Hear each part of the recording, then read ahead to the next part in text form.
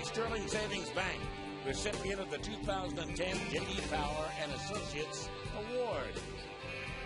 And by your Western Washington Toyota dealers.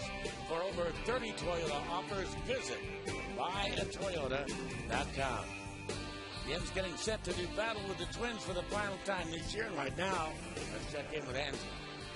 Dave, I think it's inevitable that this offseason there will be a lot of uncertainty with this club. And if you're a pitcher, you want this organization to know exactly what you can do. Now, Luke French was very good down in Tacoma. He had an 11-3 record. He had the second lowest ERA in the PCL. But with the season winding down, he's running out of opportunities to show that that success can translate to the major league level. Well, he's a guy that, I saw in AAA, and he commanded his fastball well. He got guys to swing at his changeup down in his zone. And, he just hasn't, a couple of starts he hasn't had the command that I've seen him have in Tacoma. He had the one good start, I think, 8 innings shutout. That's him. I've seen him when he's that good. But at the same time, I don't think it's a lot of pressure on him. He's still a young kid. But, we need him to go out and, just do what he does. Don't try to do anything different. Sometimes guys come up here and they think they have to do something different. But I think, he's learning. He's learning. But at the same time, hopefully we get a good start out of him today. All right, so there's a lot of things that you want to cross off your list as a skipper. Your first sweep, not one of them. Well, the way I look at that, there's nothing we can do about the last two. There's only one game we can win today. I don't look at it as being swept or anything like that. We got one game that we can win today, and it starts at 110, and we'll do what we can to try to win the one today. All right, so you see, it's just the third game, and we hope to see Luke French's third win of the year. Carl Pavano is winless versus Seattle in 2010. Find out if it stays that way next.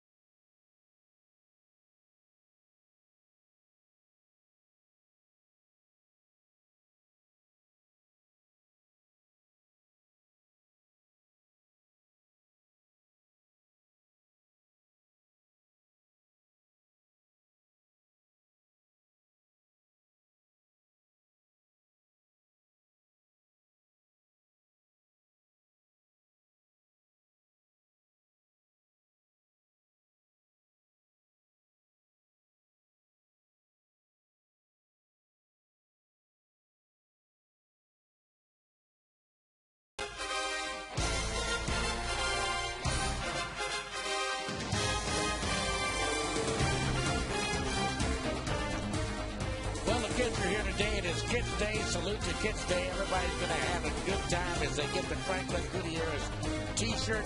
Fits you just great, kid. Just great. Wear it with pride.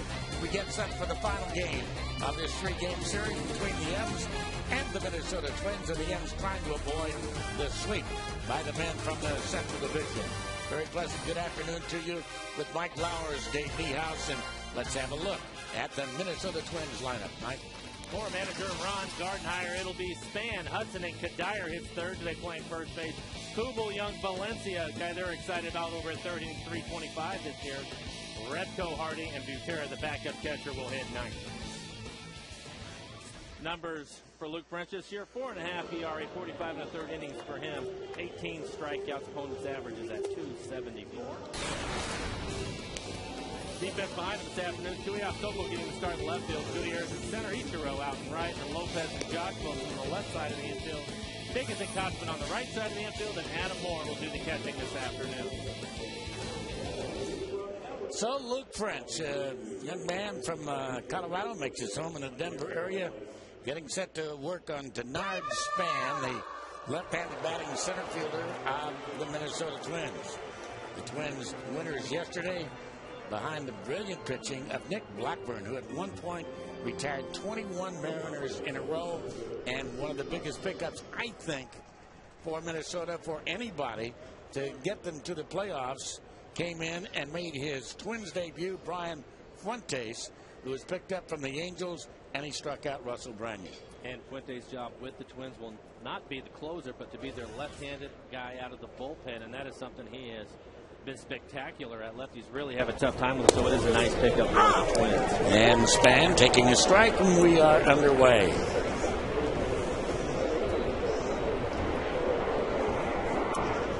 .63 degrees at game time here this afternoon. Span taking strike two. Lance Barksdale is the man calling balls and strikes. Hardly a whisper of a breeze. South at 1 mile an hour.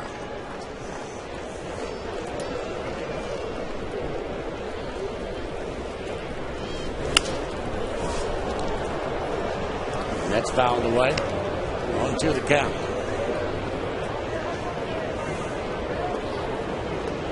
The outfield playing. Span just about straight away. Right around 25,000 or so here this afternoon. And watch his finale. The Angels will be in tomorrow. And that just barely missed outside. Ball and 2 strikes. Mariners now 3-6 against Minnesota after losing the first 2 games of this series. Count. Minnesota has scored a major league high 109 runs in the first inning, so they can put the pressure on you in a hurry. Just a solid offensive club. Do a lot of things right. And he misses high and inside. I thought that was ball 4, but apparently they had it wrong on the board up there, and the count is now run out full, 3-2.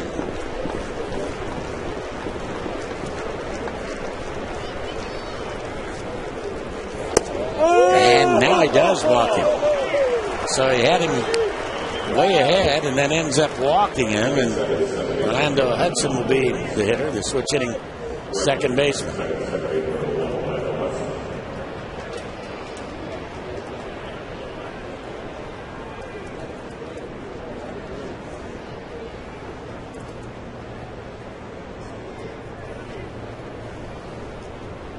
Little to choose from either side of the plate here for this man.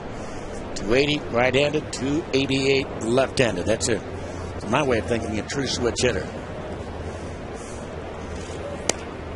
And that's down at the knees for a strike. It looked like the same pitch in which ball 4 was called, and Denard Span.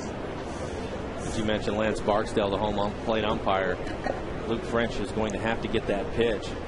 He wants to do well. He needs to pitch at the bottom of the strike zone.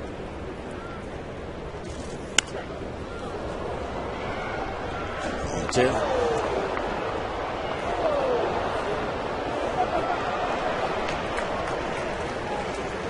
The Twins go home. They have tomorrow off, and they open a 9-game homestand beginning on Tuesday at Target Field against the Detroit Tigers.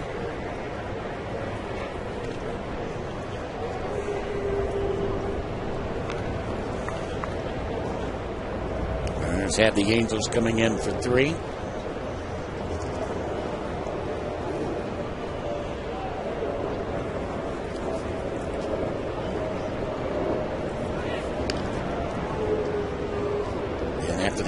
games here. The Cleveland Indians will come into town.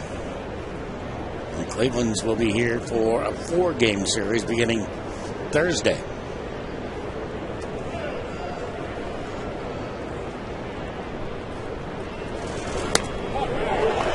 After pitch, it may have been a little bit high. Down he goes on strikes. So 1 away. Good pitch by Luke. Throws a couple of fastballs down and then gets Hudson on a high fastball. Changes eye level and Hudson chases it. So far he's only thrown 1 changeup. The rest of them have been fastballs for Luke. This is Michael Kadire, first baseman. Still no word on the return of Morneau. And the deeper you get into the season, with the season ending 5 weeks from today, you wonder when Morneau is going to return, if he is going to return, and when he returns, how long will it take him to get back into the groove? Well, you would think with the amount of time that he's missed, he'll have to go out on some sort of rehab assignment when he's healthy enough to do that. So he's going to miss even more time. Even when he's healthy, he's going to have to go out, I would think, for 3 or 4 days at least to get some at-bats, because he hasn't been in the batter's box for such a long time. French has fallen behind Kadire, now 3-0.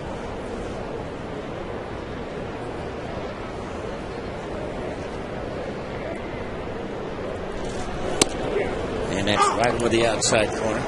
3-1.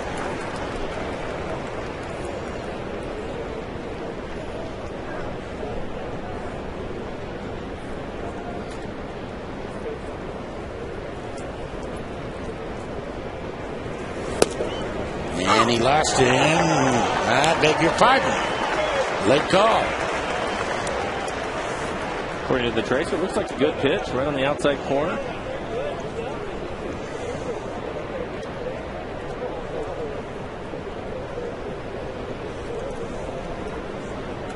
Span's probably going to be going here. Here's a 3-2. Span driven back to the bag as French is thinking along with me right here. Gardy likes to put the game in motion.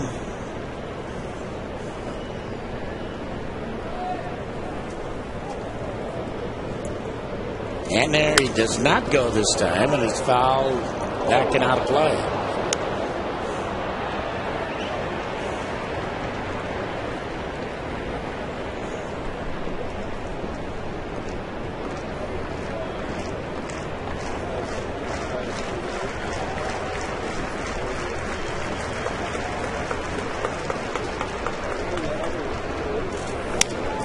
Back.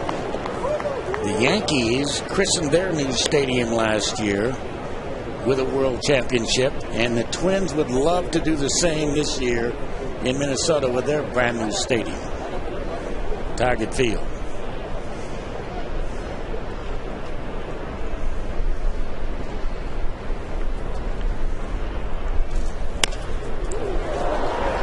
At the bag, stepping on the bag, taking the throw to first. Just what the doctor ordered as far as Luke French is concerned. A quick 4-3 double play. And here in the first, nothing doing. When we come back, the Mariners are coming up, no score.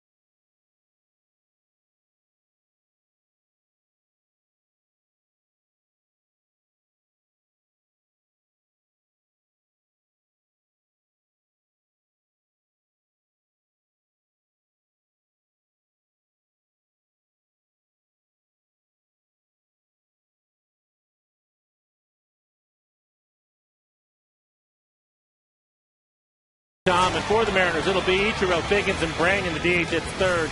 Lopez, Kotzman, Gutierrez, Adam Moore, seventh. Tuiasopo getting to start again in left field. He will hit eighth.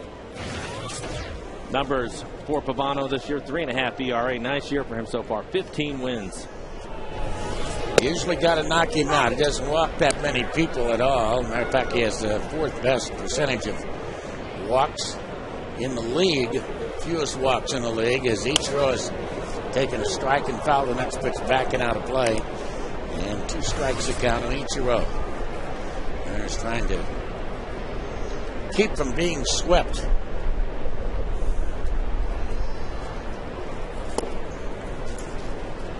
One ball and 2 strikes. Are going to be joined by an ex-golfer in the second inning. Mariner catcher Dan Wilson will be joining us. That ball is off the handle of the bat, foul down at third base.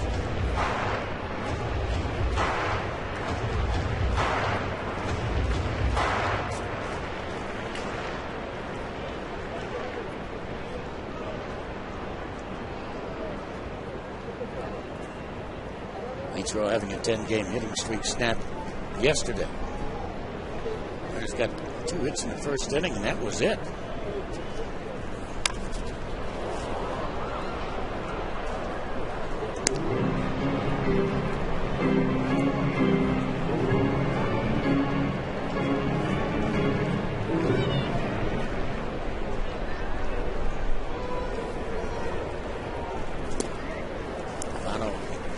This is in that time. 2-2. Big guy. 6'5", 250 pounds, and he's now 34 years of age.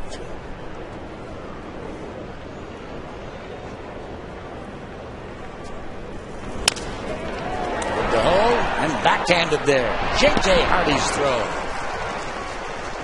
One down. Take a look at the rest of the defense behind Pavano this afternoon. In the outfield will be Young, Span, and Repko getting the start out in right field. In the infield, Valencia over at third, Hardy at shortstop, Hudson at second base. Michael Kadire will play first. Drew Butera, the backup catcher, will get the start today behind the plate.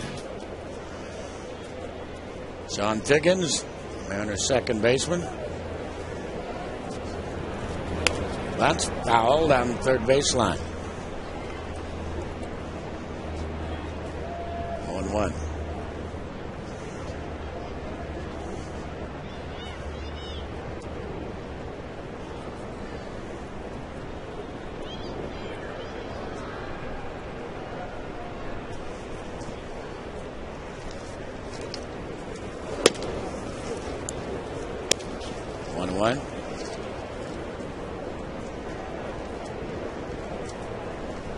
Pavano's the ultimate guy that puts a little on, takes a little off, not overpowering.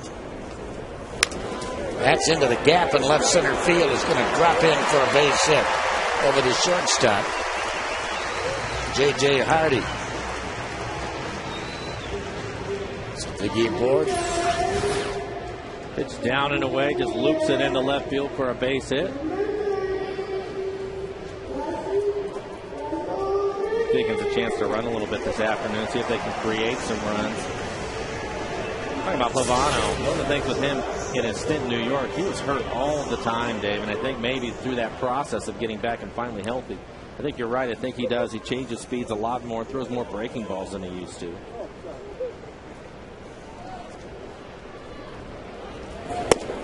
Branyan takes downstairs. Ball one ball and no strikes to count.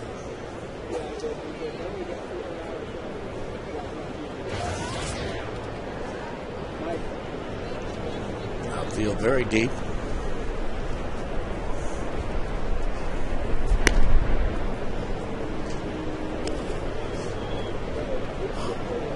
Branyan 10 home runs with the Mariners. 10 with the Cleveland Indians before he came over here.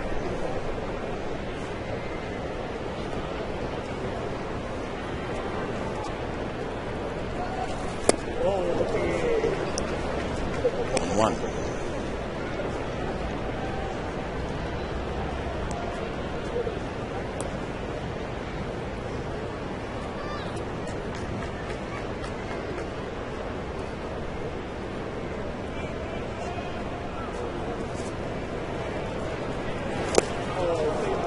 Swing speed's on him that time. All the way down to 82 miles an hour.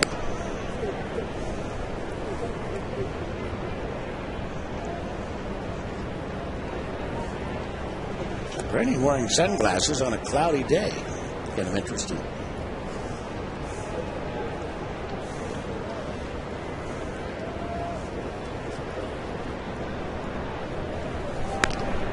Our buddy Jay Buhner used to wear them all the time. Didn't matter what the clouds were there or not. He just liked wearing them in the daytime.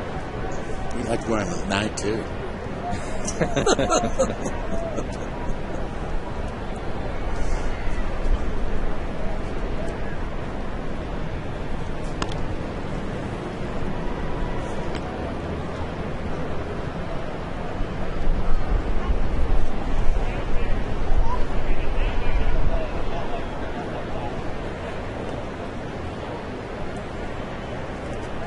And there goes Fickey, cut on and missed, and a throw to the second base. It's a strike him out, throw him out, double play, right on the money.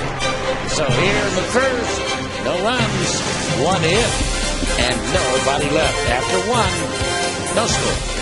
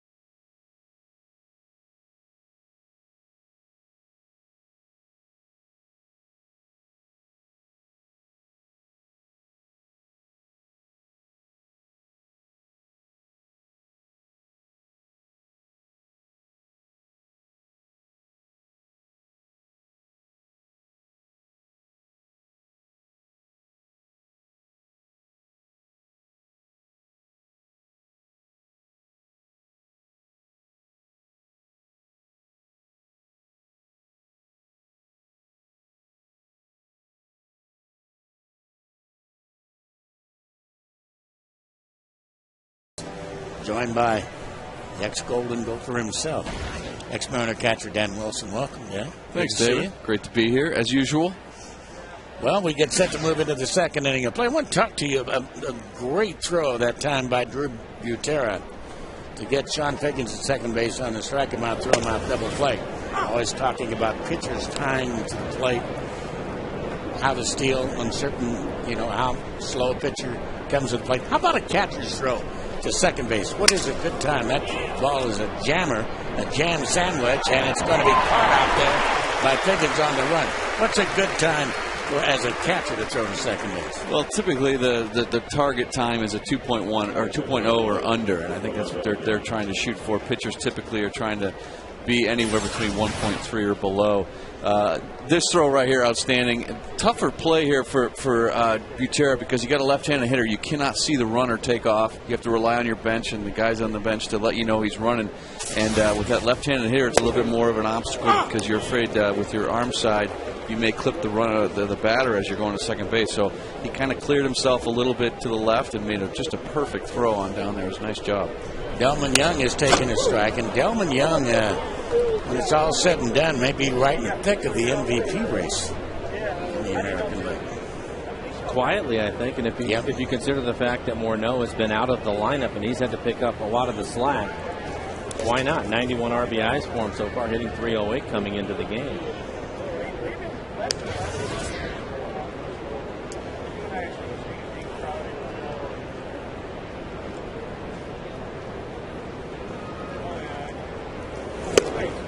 Swing and a miss. The criteria for MVP has always kind of intrigued me. Is it most valuable player to your team. Obviously, the award is meant to give it to the most valuable player of the league. What does that all entail? Well, you know, I think obviously it's got to be a team that has some success in the league, as the Twins have had in the American League Central.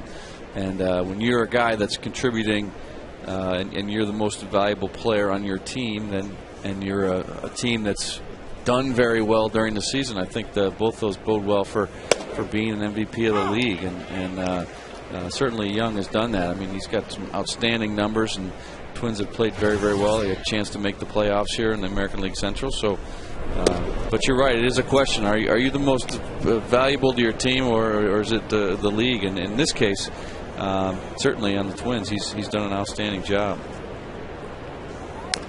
And I would think, too, I think that part of it gets you on the short list. And then you start looking at overall numbers. And then I think you also have to look at the club. If you're talking about somebody that's in the lineup on a daily basis and contributing, who was around him? What are those guys doing? And how much more value does he have to his club than maybe somebody else that maybe has a little bit better numbers? 1-2 pitch, swung on, and a ground ball, 2-hopper hit to third as Lopez will throw him out. And I think the perfect definition of an MVP is the defending MVP. He's on the bench today, Joe Mauer. We go to the bottom of the second, no score.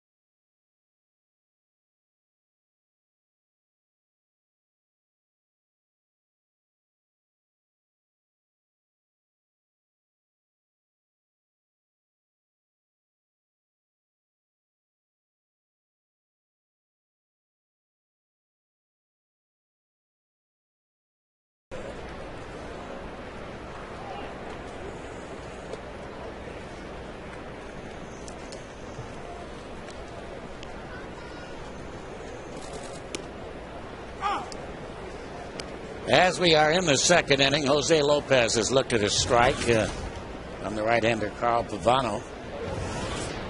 1-1 the count on Lopez. And that's pulled foul down the left field line, let him by.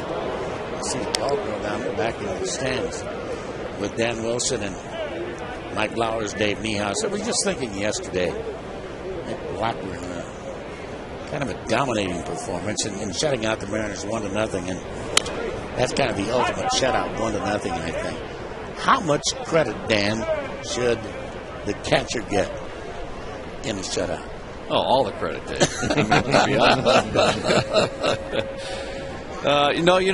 It's a great question. I think, as far as pitching and catching and the battery are concerned, I think when you're talking about a shutout, you are talking about two heads working together.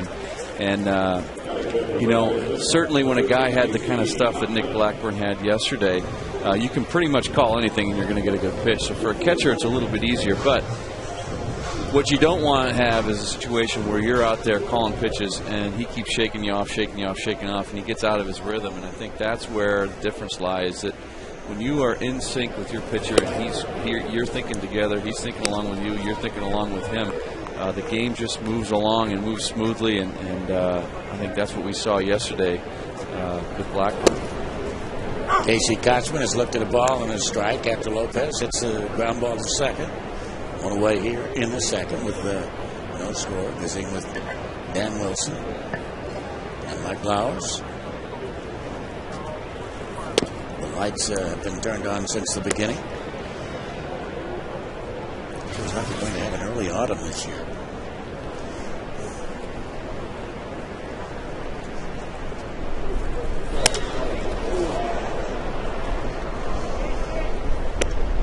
Two and two. Dave, I think we saw a similar situation on the other side yesterday too with Pfister and Bard. I mean, I think you can't give all the credit over on the Twin side because Pfister did just as nice a job as Blackburn, and again Josh was back there and had a chance to work with him, and again just not, they were on the same page, and the game was just, I mean, it flew by time wise, but both those guys were in a good rhythm, and part of that is due to the fact that the catchers are in rhythm with them. That's foul the play. Who was your favorite guy to catch? Well, I mean, it's kind of obvious. I mean, it was probably Jamie Moyer, but only in a sense that Jamie was a guy physically who was pretty easy to catch. There wasn't a lot of blocking a ball and worrying about his velocity because he didn't throw very hard. But what I liked about Jamie is that he was a guy who made you think behind the plate, and he tried to surprise guys with different pitches from time to time, and coming up with our game plan and coming up how we were going to trick guys. That made it fun for me mentally, and that was always a lot of fun when we went out there together and did that. It was more of a chess match with him. Absolutely. On the mound. Yeah, and he knew those hitters through and through, and Jamie kept close tabs on those guys with notebooks, and he had volumes of stuff on guys he'd pull out, and was just very well prepared for each and every start, and so I learned a lot from Jamie when he took the mound. Franklin Gutierrez has looked at his strike and a ball 1-1. How about Randy? Randy was different. Randy was a different animal because he was he was the guy that mentally wasn't much of a challenge because he was a power pitcher. He was coming at you. I mean, everybody in the ballpark knew he was coming at you. But physically was a little bit more of a challenge, and with his movement and his slider down and into a lot of those right-handed hitters, and they're swinging over the top, and you're trying to block it, and you're trying to get in there close to the hitter. Those are the things that were a little bit tougher with Randy. So two completely different challenges. Randy's physical and Jamie's mental, but both equally challenging. How about Randy and just his intensity and some of the modes he can get in, having to manage that? Because sometimes, being in the field behind him, he'd get pretty hyped up at times. Yeah, he would, and I think he responded to adrenaline pretty well. And there were times where I'd go out there and he'd hit me in the chest protector, and it felt like I'd been hit by a car. He just had so much adrenaline pumping out there. But those are the times when he could use that to his advantage. And as a power pitcher, you certainly can do that. So Franklin Gutierrez sizzles a line drive into center field with 2 away, and that'll bring up, speaking of catchers, the Mariners catcher, Adam Moore. How do you think this kid has progressed this year? Well, I think he's done a nice job, and he got a chance to go down to AAA and continue to work on his skills, and he's come back now. I think having Roger Hansen and Pedro Grifol full time with him is going to be extremely beneficial. I think defensively we've seen a lot of improvement from Adam. Boy, I'll tell you, what a stolen base by Franklin Gutierrez. As Gutierrez that's one of his great talents. That's his 19th stolen base. He's only been caught twice this year. He knows when to steal. I think that's something that we saw from him in spring training. That's a part of his game that he wanted to improve on and run more, and he's done a real nice job with it this year. How many did he have last year, Dave? Probably 15 or something like that on the year. I think that's about 15. Yeah. And, you look at him now at 19. I always felt like watching him last year that if he wanted to run more, it was something that was going to be a bigger part of his game as he progressed as an everyday player. I tell you, the thing I like about it right there is that Butera makes that outstanding throw on Figge the last inning, and Goody comes out here. Typically that shuts a running game down, but Goody going right back at him and gets the stolen base there and plants the seed for the Twins that were coming at him. 3-0 pitches and strike. You were right on, Mike. You said about 15. He had 16 last year. So, he has a chance to get up around that 25 mark, and I think eventually we'll see him still in the 30s.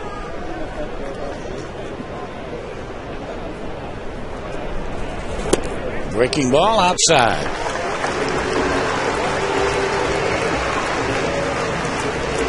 So 2 on with 2 down. Tomorrow, for just $10, you're going to get a great seat on BEC Youth Family Night as the Mariners host the Angels. Plus, the savings continue with $2 hot dogs and special discounts at the Mariners team store. So get your tickets at mariners.com. David Pauly tomorrow night against Irvin Santana of the Angels. And here's Tui now, Matt Tuiasosopo. Michael Saunders is ready to come back and get back in the lineup tomorrow. And that's a strike on the outside corner. My guess is that with 5 weeks to go, Michael Saunders is probably going to get most of the playing time out there in left field. I think so, and I think that he would have continued to play had he not run into the wall and hurt his shoulder. So as soon as he's healthy and ready to go, I would think so. Maybe give him a break against a tough left-hander every now to get Tui a chance to get out there. But Saunders is the guy that they want to continue to develop. They put a lot of time and effort into him this year, so why not let him play out the rest of the way if he's healthy? Wicked slider that time. Tui down 2 strikes.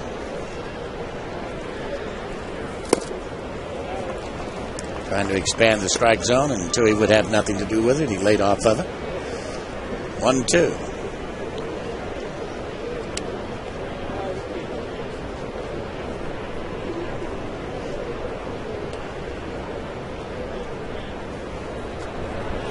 And he got it. So that's his second strikeout. The Mariners lead 2 out there on the base paths, and we'll move into the 3rd inning.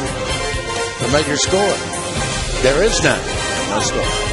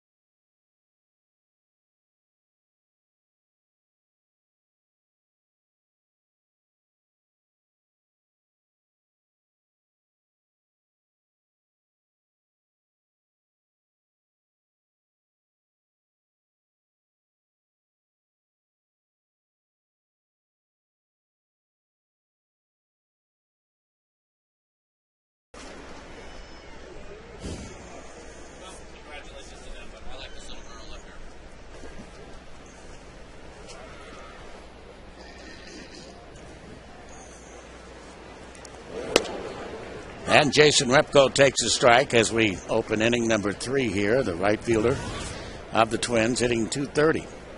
Jim Thome probably would not have gotten a start against the left-hander today anyway, although I'm not sure that makes too much difference. But he came up with a stiff back and had to leave after one at bat yesterday. There's a slow ground ball hit to Josh. And he throws a sinker. And that ball had a big sink to it. But Casey Kotzman handles it. No problem. 1 down. Time for our AT&T trivia question. On this day in 1993, George Brett became the 3rd player ever to record 3,000 hits, have 300 home runs, and 200 stolen bases. There are now 4 total in Major League history. Of these 4, and we'll throw them up there for you again, strike on the outside corner. Who is not on the list, on that list? Is it Mays, Aaron, Ricky, or Dave Winfield? Not on that list of having 3,000 hits, 300 home runs, 200 stolen bases. One of those 4's not on that list. J.J. Hardy, the hitter, pops it up. And right there in fair territory, Casey Kotzman. I'll take a stab at that. I'm going to say Dave Winfield. I don't think he had 200 stolen bases. Okay. I'm going to say Ricky Henderson. I am too. I don't think Ricky had 300 home runs. I don't think he had 300 home runs. He led games off with over 70. I know that.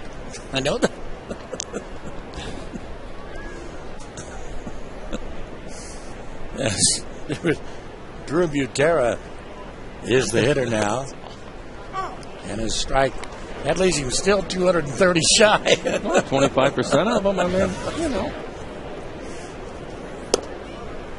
And that's a strike at the knees. He was quite a teammate, wasn't he? He was great.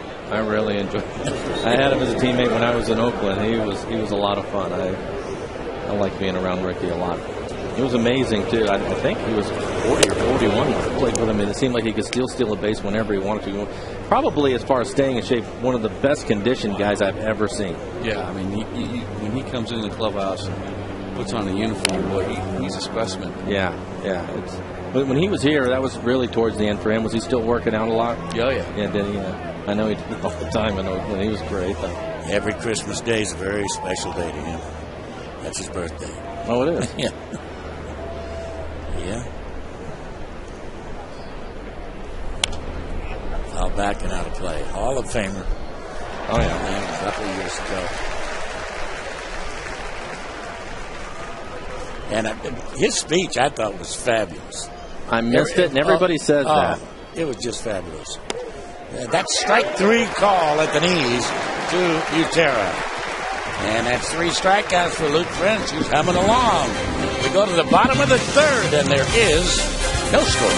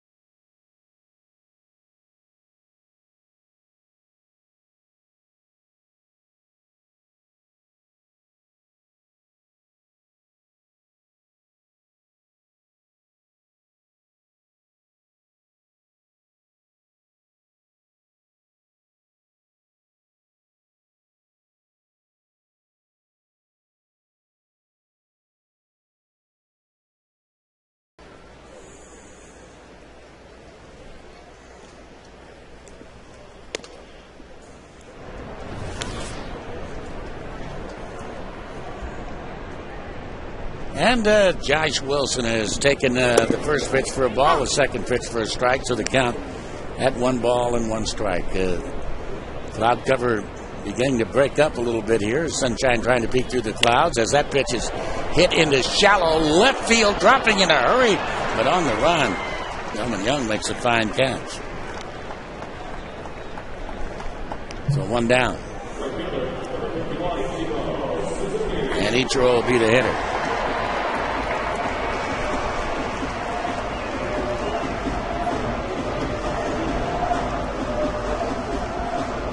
There's that big gap on the right center field for Ichiro.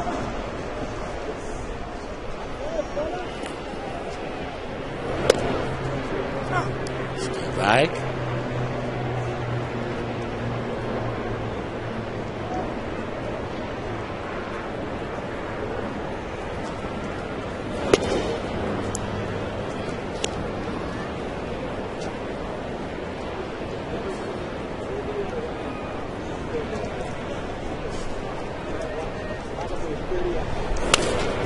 That's fouled away.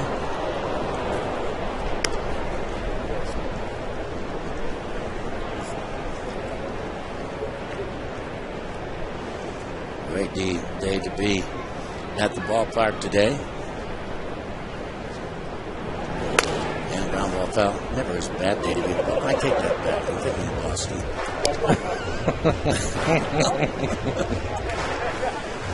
It was a long day at the ballpark. Yeah, on Tuesday though. It seemed like it rained forever there. Foul back.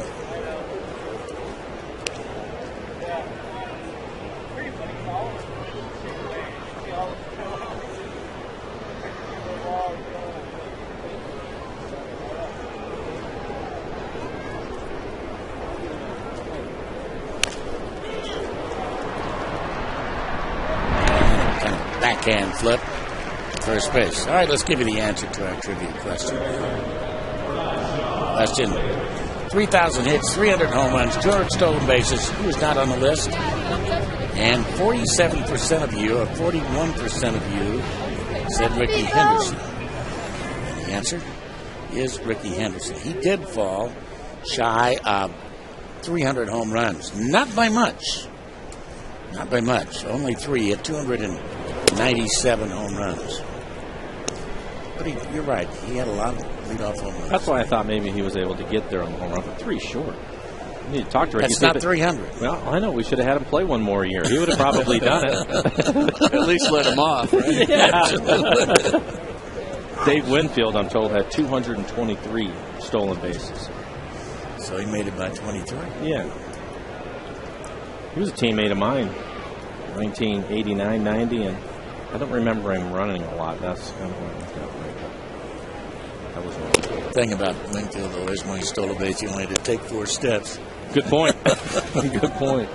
Dave, speaking of Gophers, I can't let this conversation about Dave Winfield go without saying St. Paul, born and raised, just like Joe Mauer, went to the University of Minnesota. Drafted in all 3 sports. And a fly ball to left field.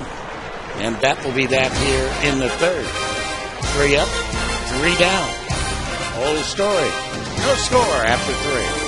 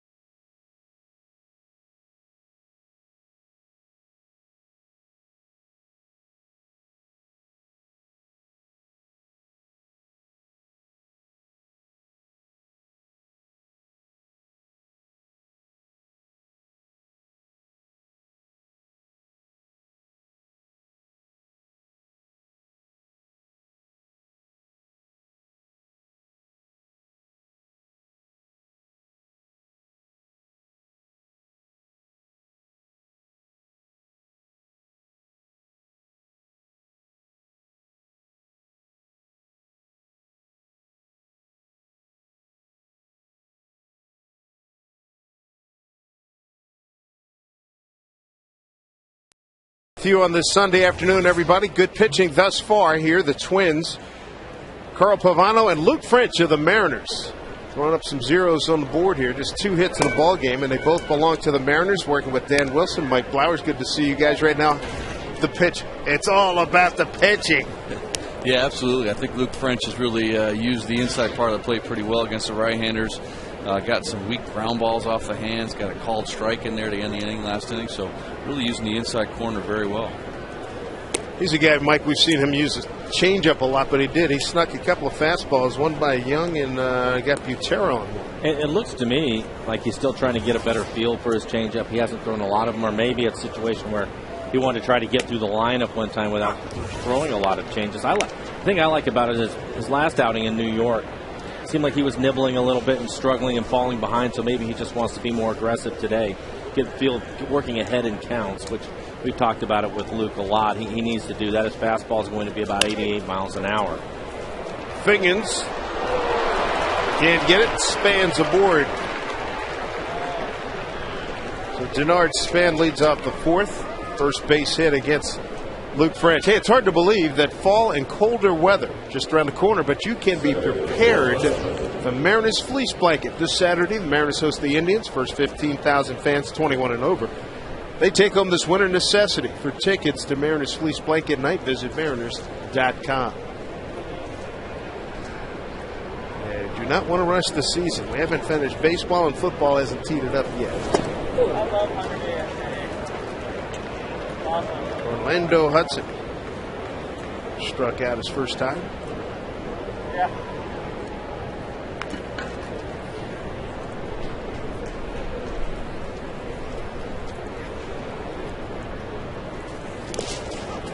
Ball gets away, and down to second goes Span. It'll be a wild pitch charge to Luke French, his 3rd of the season. Ball down and in, and Adam trying to get over there. That's a tough play for a catcher because you got that right-handed hitter in the box there, and you really feel penned in a little bit. But trying to get over there, just got off the side of his body a little bit and squirted away. 1-1 to Hudson. Pops up the bunt.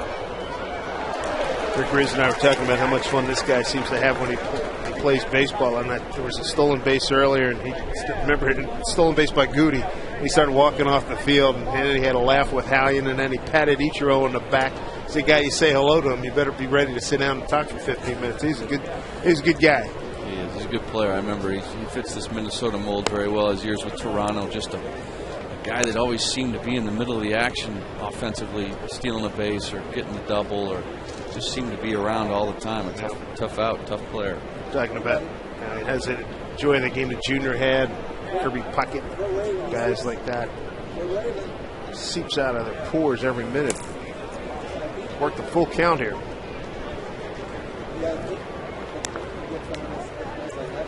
So that infield hit by Span. See Kadire on deck. Luke French had retired 8 consecutive men. 3-2 here. Span, a very good runner at second base. Down to Lopez. He'll hold Span at second. Down.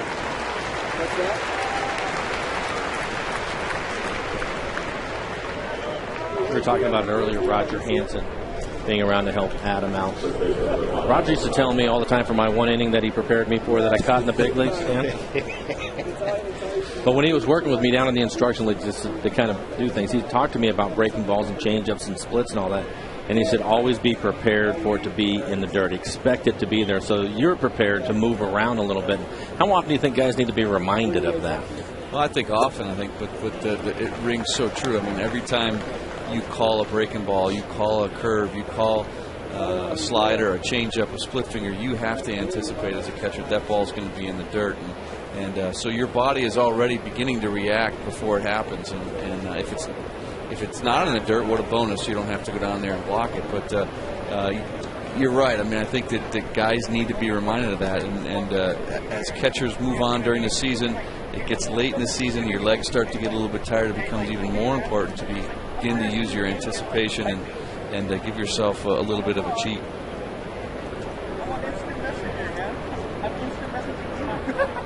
Span's stolen 19 bases this year. He's been caught 3 times.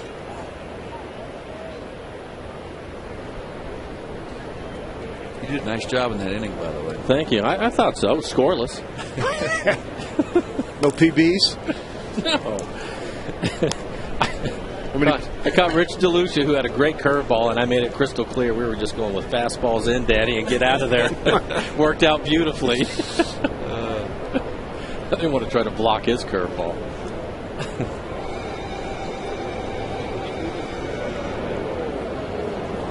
There goes. And a good jump. Moore's throw. Got him! Nicely done. First down to Lopez. As Denard Span cut down at third base for the second out. Just an outstanding play here by Adam Moore. Doesn't even have time to stand up. Just takes the pitch from Luke French about halfway up out of his crouch, and he just throws a bullet down to third base and was able to throw behind Kadire in the batter's box. Again, a tough distraction because you got that right-handed hitter, but Adam handled it just beautifully. French will cover, and that'll do it. Nice inning. For a wild pitch, didn't hurt him. No score here at Safeco Field.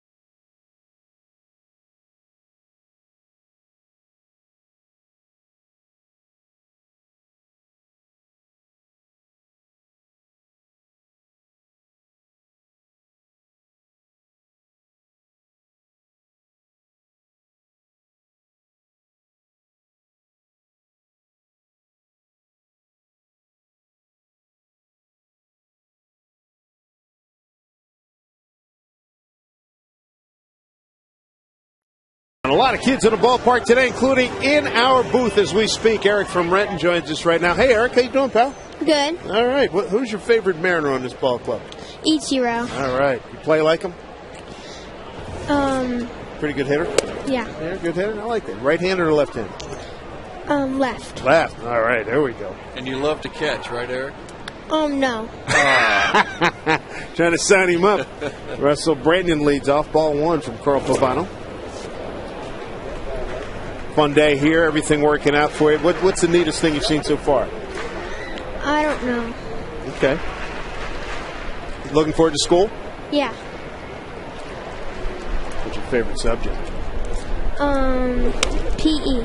All right. Physical education. You like to jump or run or both? Run. All right. Also, Brandon struck out his first time. Strike him out, throw him out, double play that ended the first inning. Bounces this one to Hudson. 1 out. Eric, you got a big power stroke, or you more of a single hitter? I don't know.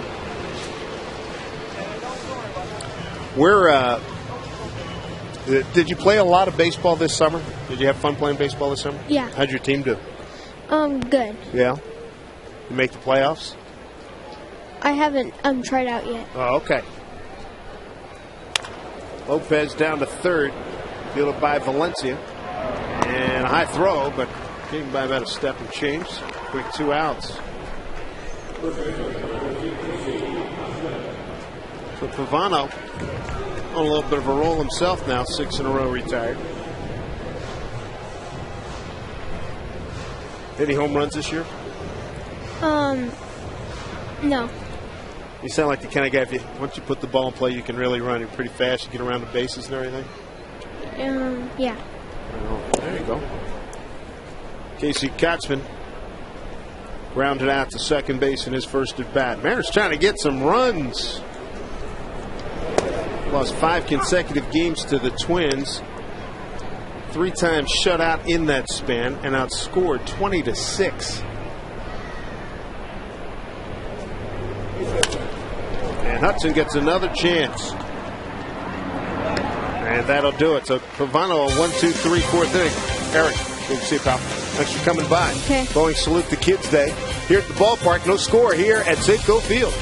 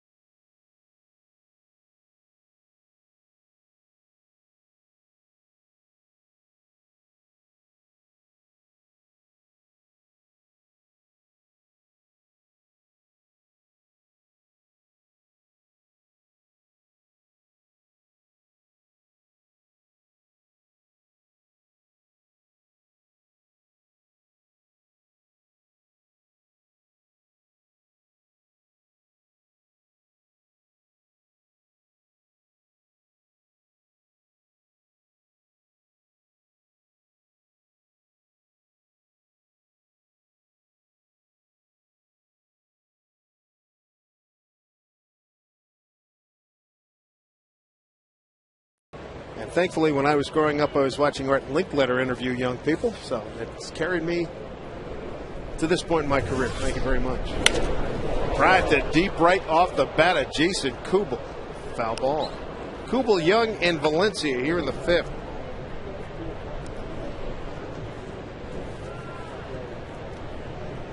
Luke French, nice bounce back after the tough game he had last week.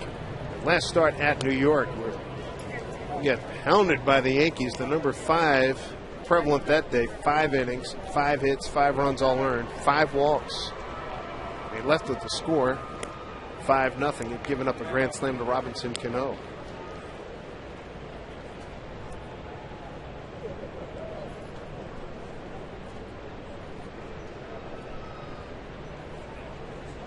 Two balls, 1 strike. Another string. Very nicely. 2-2.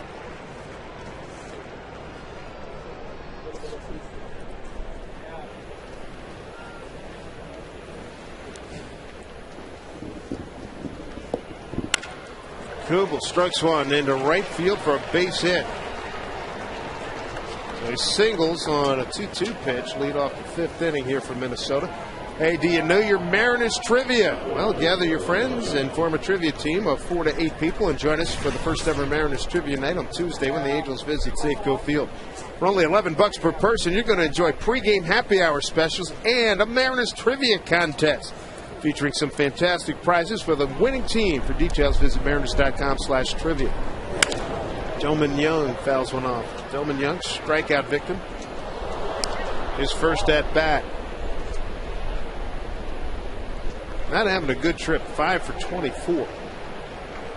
Twins come in here 3-3 on a road trip. They lost 3 out of 4 at Texas and have taken the first 2 games of this series. Ooh, off of Luke French's leg. Figgin, bare hand, throws out Young. 1-4-3. Moving to second, Kubel. Take a look at it. Back up the box. Might have been a double play ball. Would have been off the side of the mound. Maybe Figgins was able to turn 2 on it, but instead it hits French. And a nice play by Figgins to come over. Ends up barehanding the ball as he retreats. What a good play. Runner in scoring position, 1 out, 5th inning for Danny Valencia, the third baseman.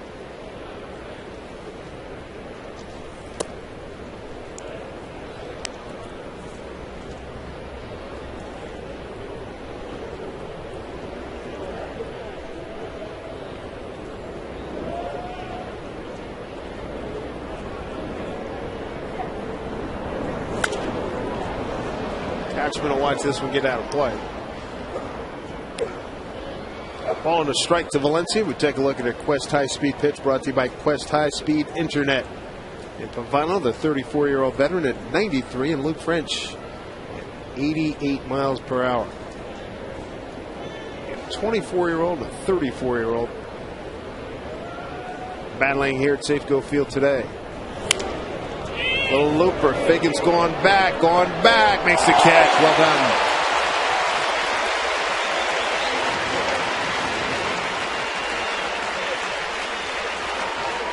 Figgy coming up with a fine defensive play, second out. Yeah, a couple of good defensive plays. First one he comes in bare hands, and this one an over-the-shoulder catch. Clearly Ichiro wouldn't have been able to get to this ball, so a nice play by Figgins probably saves a run.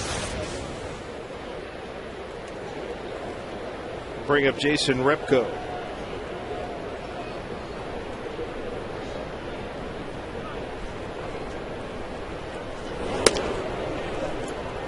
Ball 1 to Repka, the right fielder. We're talking about Luke French throwing a lot of fastballs his first time through the lineup. It looks like he's starting to mix his changeup in a little bit more. It'll make the fastball inside a little bit quicker to the hitters. A little breaking ball down, but his changeup, he has to have that pitch if he wants to be successful. You take a look at his pitch counts, great shape, just 66 pitches here in the 5th.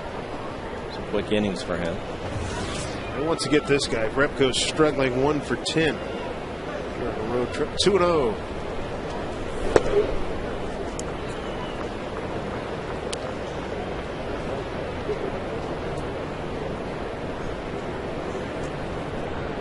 Two outs, runner at second. No runs, 2 hits. Twins, no runs, 2 hits for the Mariners. There's strike 3-1.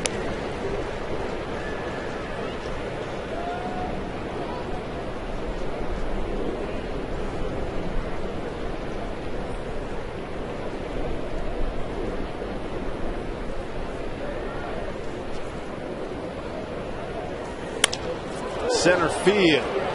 No problem for Gutierrez, and that'll do it. Boy, an impressive performance by Luke French. He threw 5 strong against Minnesota at Minnesota before things went awry, but he is strong today. No score.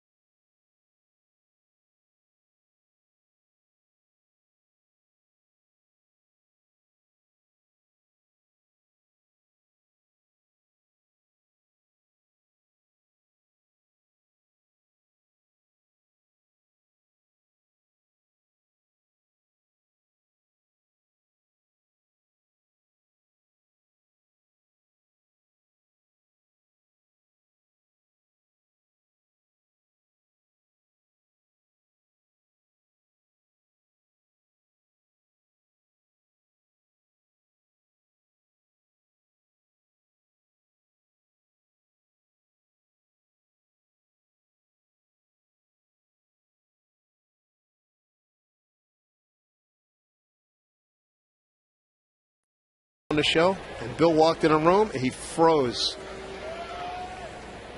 Oh, it was unbelievable.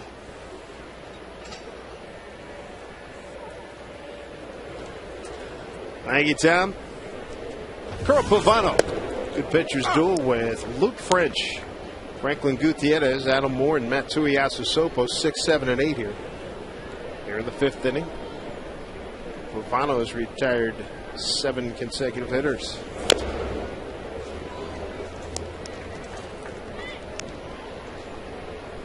You look at both pitchers, and they need to keep the ball on the ground, and they have done that. So far, the Mariners, a couple of fly ball outs, the rest on the ground are strikeouts.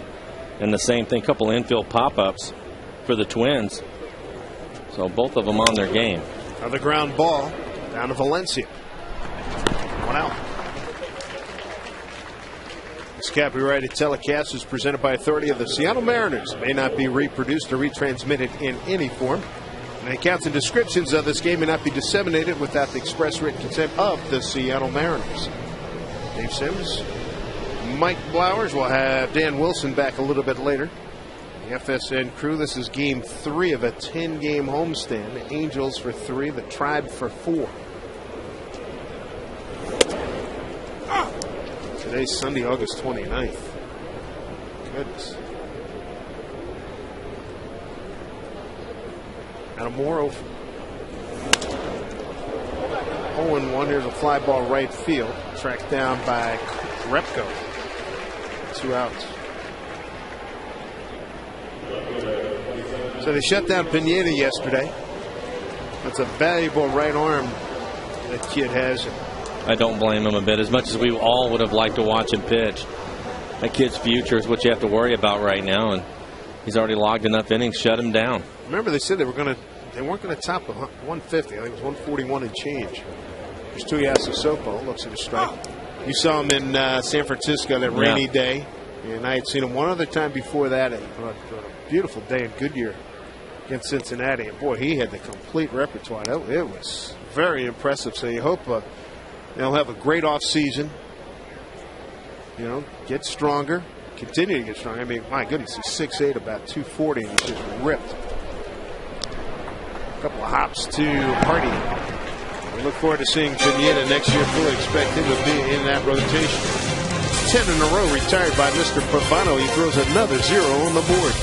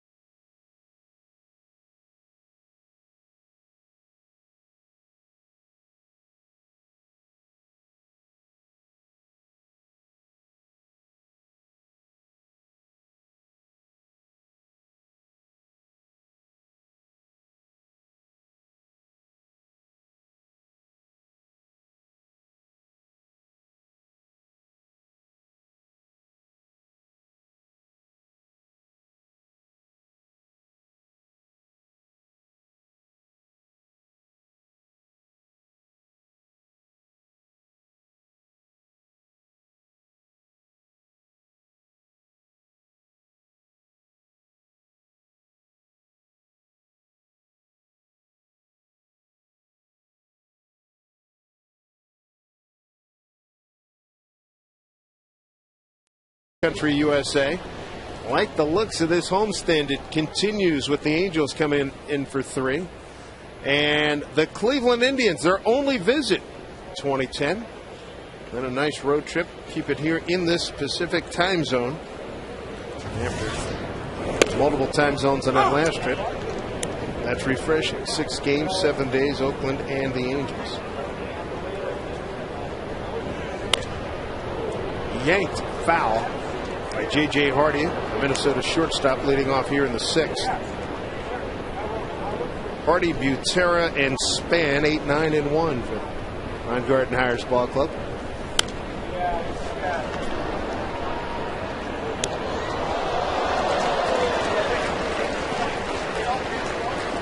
Twins looking for their 6th sweep of the season, with the Mariners 6-3 Friday night, 1-0 yesterday. A ground ball thrown by Luke French. One out by Josh Wilson. One out here in the 6th this Wednesday for as low as $14 a person. You know what you can do? You can bring your family and friends out to Safeco Insurance Grand Slam Family Package Night. Families of 4 to 12. You get a ticket, a hot dog, and a Pepsi for just $14. Plus, you're going to see the Mariners and the Angels. Tickets, visit mariners.com/specials. J.J. Hardy retired. He's 0 for 2. Here's catcher Drew Butera. Struck out looking his first time.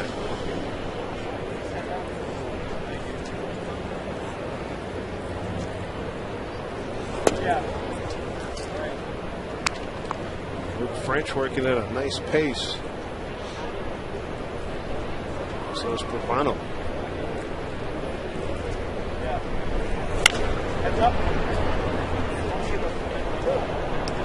Almost the souvenir.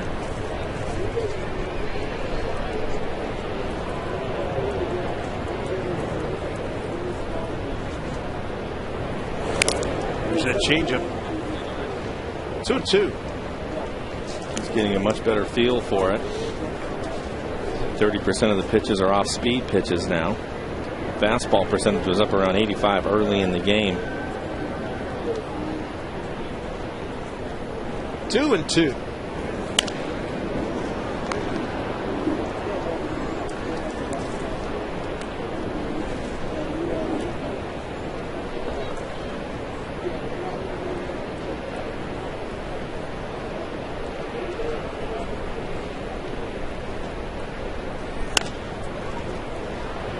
Right field for Ichiro. 2 outs. Special Metro to the Mariners continues. Make sure you check out the bus service for your next trip to Safeco Field. Visit the Metro website for complete information on Ride Metro to the Mariners. Go Mariners!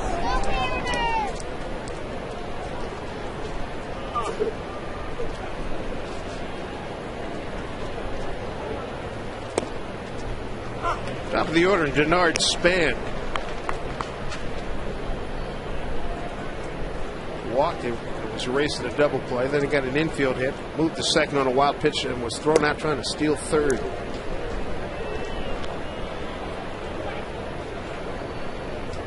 That 1-0 loss by the Mariners yesterday. 17 wins, 23 losses in 1-run games. 8-12 in shutouts. You mentioned Span getting on those two. Both times leading innings off, so the Mariners fortunate. A lot of times leadoff walks and base hits to the leadoff man, and Span will cost you a run, but it hasn't so far. Popped up.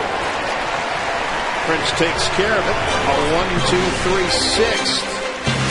You got a 0 at home hanging on the board. Middle of the 6th. Here's Safeco.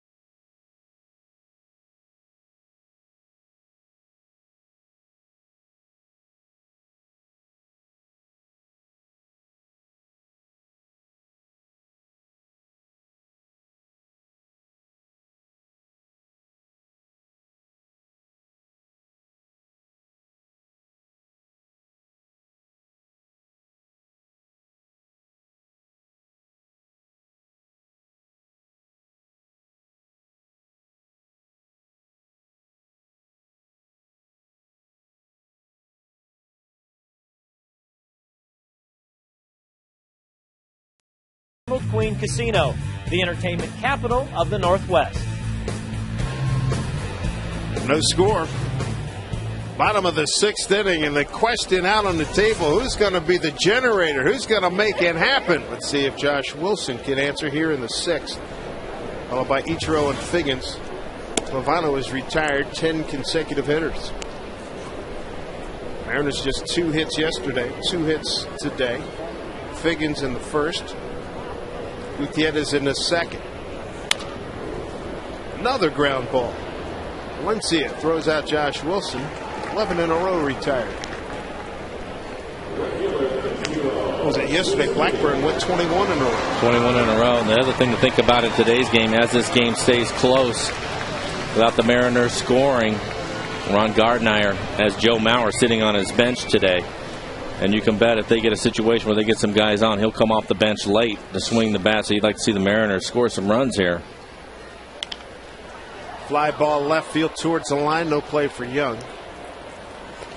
Yeah, you better, because this Twins ball club, as we talked about on Friday night, #1 in the American League in batting, #1 in hits. #1 in the major leagues in batting average of .279. And 1,249 hits entering today, #1 in the big leagues as well. And then 4th in scoring. So the Mariners pitching, they've done their job so far. Today it was French. Yesterday Pfister had a nice outing. Have not been able to get anything going offensively.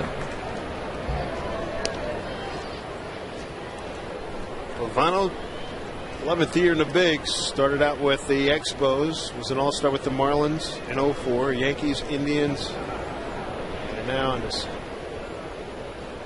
2nd season with the Minnesota Twins. Check down a third base umpire, Ryan Culpa, did not go, 2-2.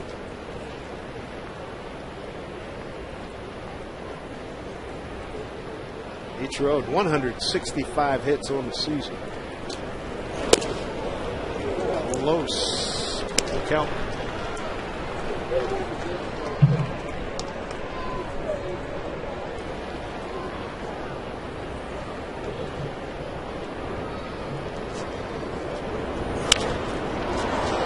Delman Young hitting played perfectly. 2 outs. Let's check out our U.S. Marine Corps leaders of the game. Doug Pfister allowed 3 earned runs or less in 17 of his 22 starts this season. You look at a number like that, and you look at the Mariners' offense, last in many categories in the American League, and you hope that Jack Zorinsek and company are going to be loading up on some boppers next year, and hopefully some of the boppers of the future will come to full maturity next year. Score some runs in the American League. 421 runs, dead last in the AL for the Mariners.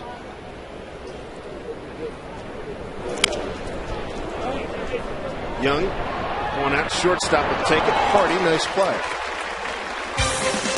Pavano is just toying with the Mariners through 6, no score.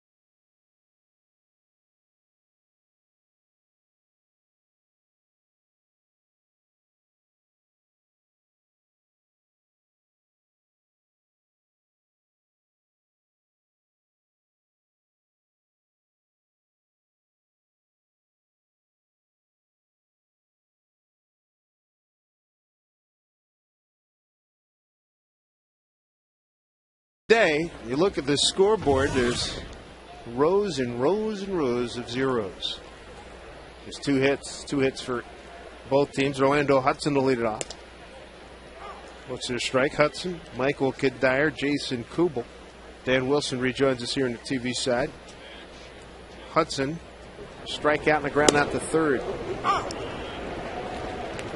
Pretty much since when we last joined you, Dan, not much has changed. Both these pitchers are dealing. Tried to change things up by going over the radio side, but didn't work. To right field, Eatrell has this one covered.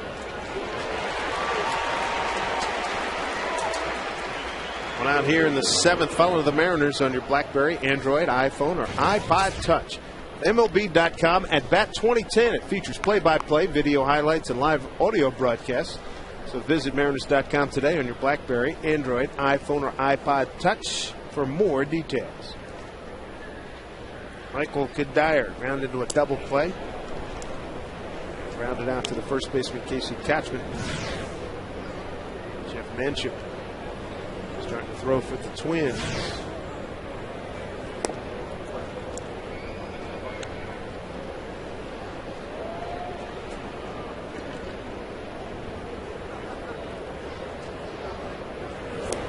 Bounces one up there. Last time French saw these Twins Sunday, August 1st, earlier this month, and he went 5 innings, gave up 3 hits, and it fell apart in the 4th. Here's a drive deep to left, way back, and that one's way out of here. Upper tank, Michael Kadire on a 3-0 triple. Oh my goodness, 1-0 Minnesota.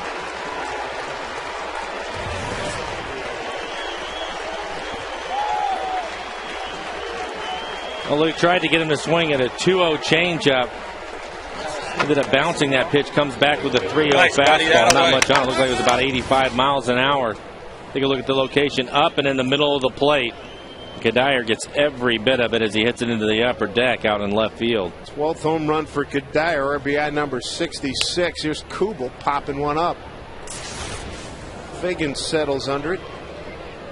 2 outs.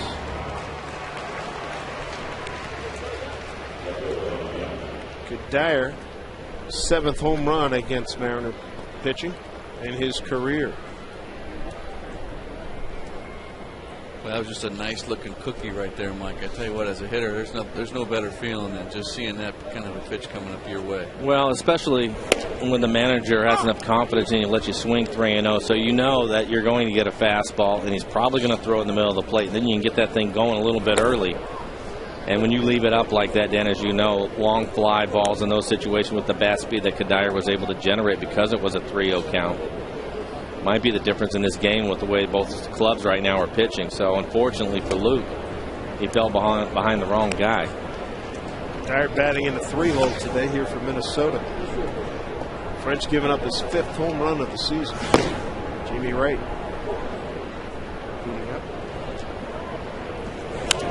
Sometimes you look at different pitches, and for me on the 2-0 count, I wanted him to throw the changeup. I thought that was the right pitch to throw. Unfortunately, it wasn't one of his better ones. Even if he could throw that pitch for a strike, he probably steals a strike and he gets back in the count. But by missing, it cost him.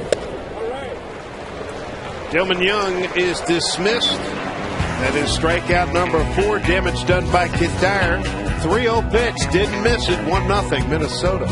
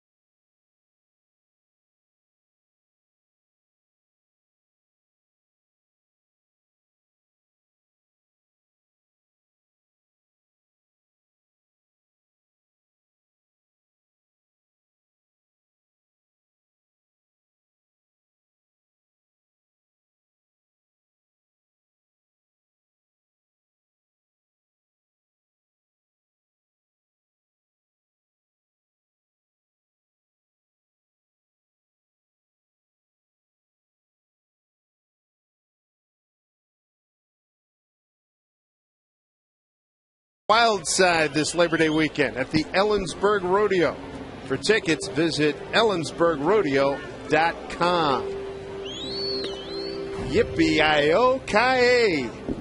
Melania and Jessica from Bellingham. They're twins.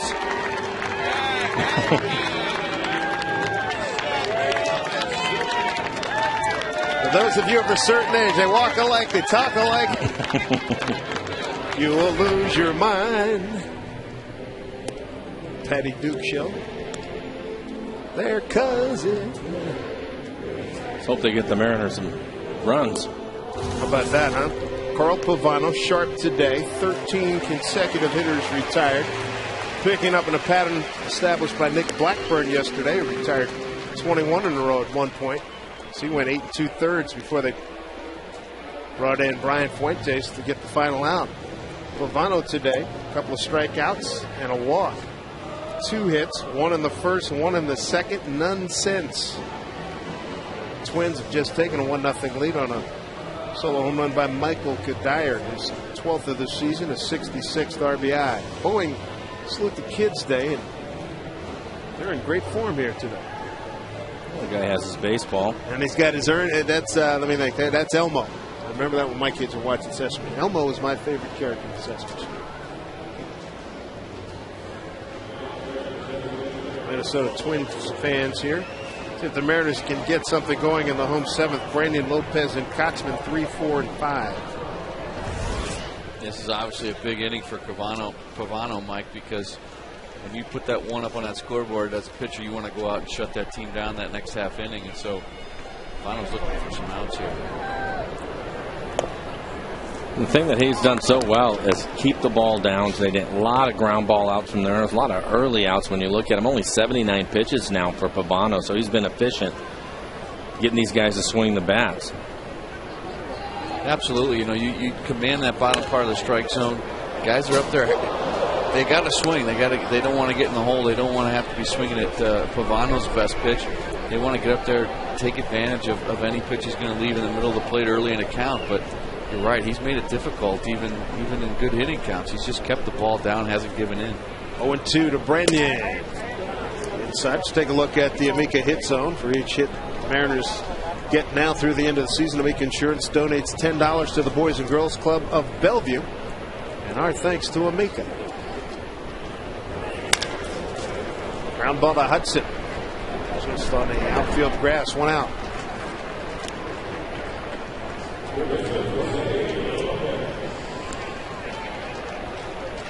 $14 consecutive.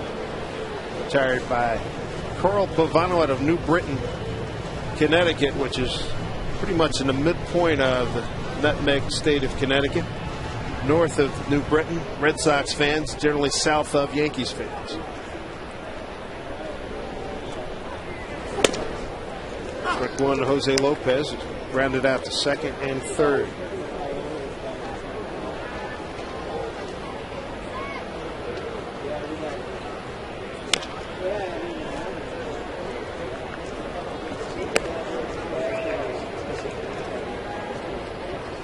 Lopez in an 0-2 hole.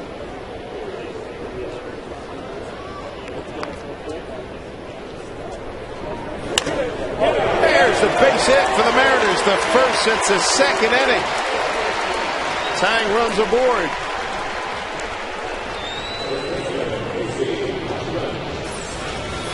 Solid base hit for Jose. Pitch is down, but it's in the middle of the plate. Probably not the 0-2 pitch that Pavano wanted, Flo, but probably wanted to bury it, don't you think? Throw it in the dirt, try to get him to chase it. But Jose alertly, he got a mistake and was able to drive that ball right back up the middle. We're 3 games into the homestand. Second hit for Lopez. 2 for 10 on the homestand. Kotzman has twice bounced out to Hudson at second base.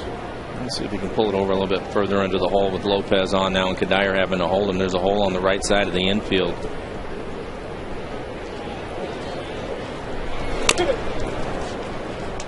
Wow, done a nice job changing speeds as well.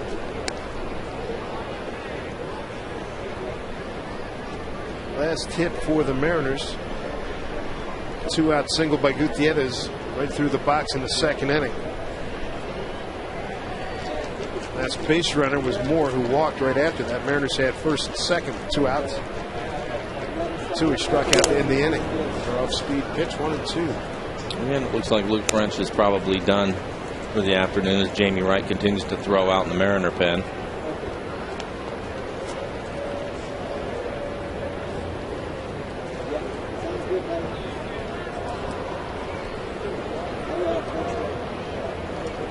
$28,923 here on Owing Salute to Kids Day. Kotchman, right field, base hit. First and second with 1 out.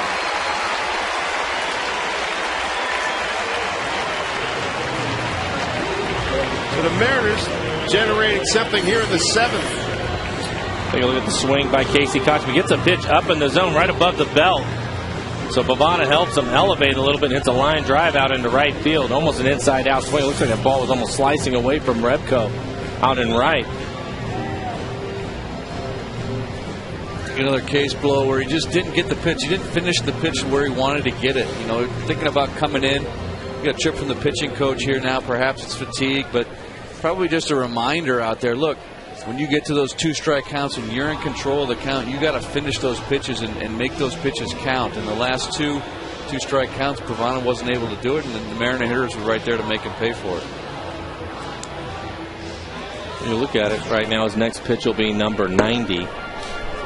So he could be getting tired. Also, probably sometimes I think the stress level of the game that you're in, trying to protect that 1-run lead. You try to make too good a pitch and you end up leaving it on the plate for the guys to handle. As you look at 11 ground ball outs for him in the game. So Rick Anderson, the pitching coach, Everett Washington born, is over. And here we go with 1 out, runners at first and second for Gutierrez. And he looks at strike 1. Last time the Mariners had 2 on, it was 2 outs in the second inning. Rudy 1 for 2. He's got a stolen base. Lopez at second, Kotchman at first.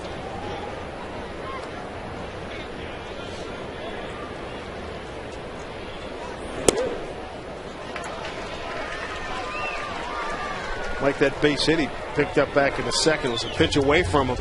Sent it right back through the box as they continue to pound him away. Well, that's been the theme for quite a while now with Franklin. They try to throw fastballs in off the plate, move them around a little bit, but they want to get them out away, typically with something off speed. That is a foul ball. And that again was a 2-seam fastball in on his hands, probably a ball off the plate. There you go. Take a look at the trace for that pitch in.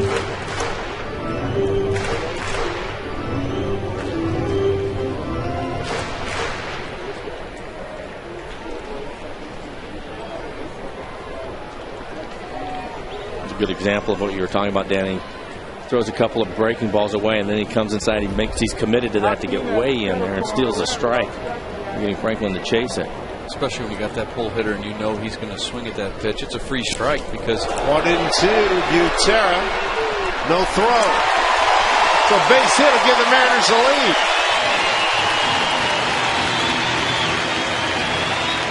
Bavana going right back outside, down in the dirt. Butera's there to block it, but it just kind of climbs up his shoulder and pops it straight up.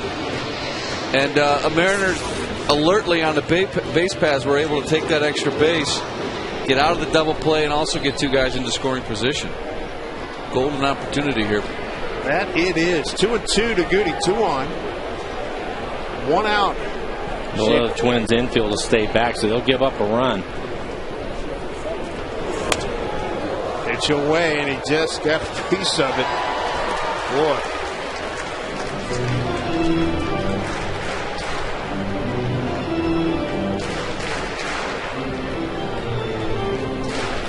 You were talking about earlier, Blow. I wouldn't suspect Goody would see anything inside here with these last 2 strikes in the count.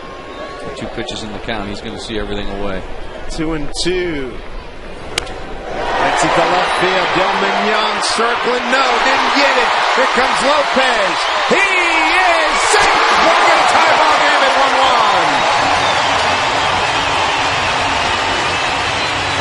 the fatal step to the side, not in, circled around it, couldn't make the play, and Gutierrez has tied it. Take a look at it. This ball jams him again, and he wanted that pitch away, ended up and in. Little short hop out in left field, and you're right, Davey. A little bit of hesitation by Delman Young out in left field. Let that ball drop. Runners at the corners, one out for Adam Moore, who's walked and fly to right. Kotzman's at third, Gutierrez at first. Time called. Goody's 50th RBI.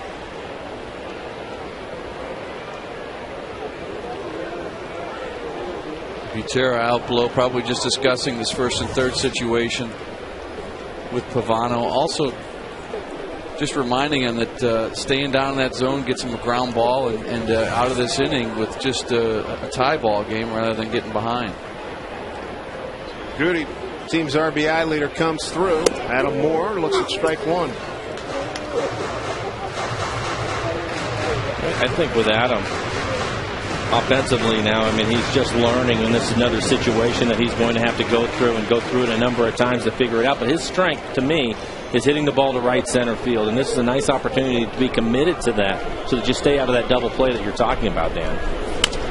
Bounces one to the shortstop party.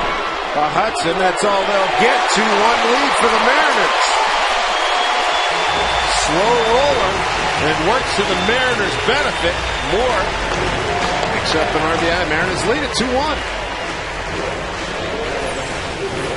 Take a look at it. Looks like the ball jams. Adam, not hit hard. Hardy tries to get it over to Hudson. Nice play by Gutierrez right on top of Hudson. Takes his back foot out of him, and I guess he just didn't feel like he could get a throw off in that situation. It's a shame you can't credit that RBI to Goody because he really made that play out at second base and prevented the throw. Big swing and a miss by Tuiasa Sopo, who struck out and grounded out to short.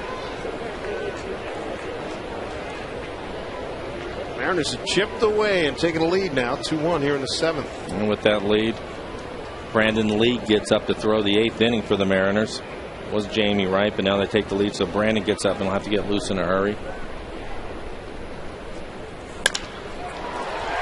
Hardy has the play, throws to Hudson, that'll do it, but a good inning for the Mariners as they pick up 2 on 3 hits and have a 2-1 lead.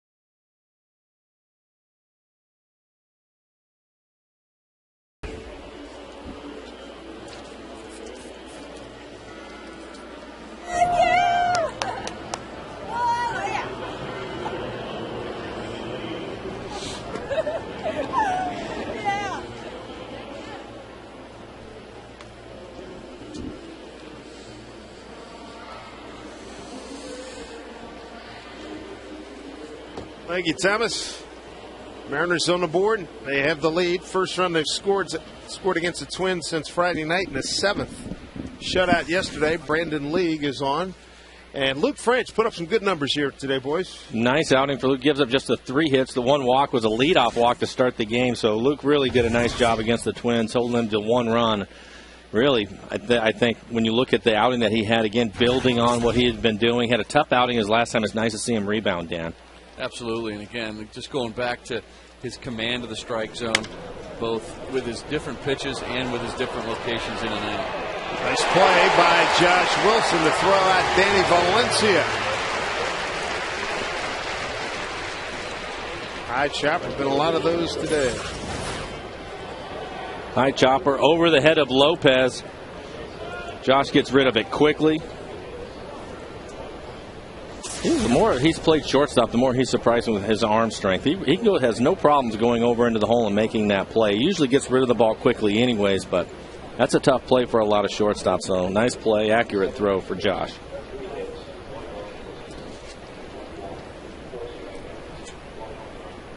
Right fielder Jason Repko lined out to center field his last time up.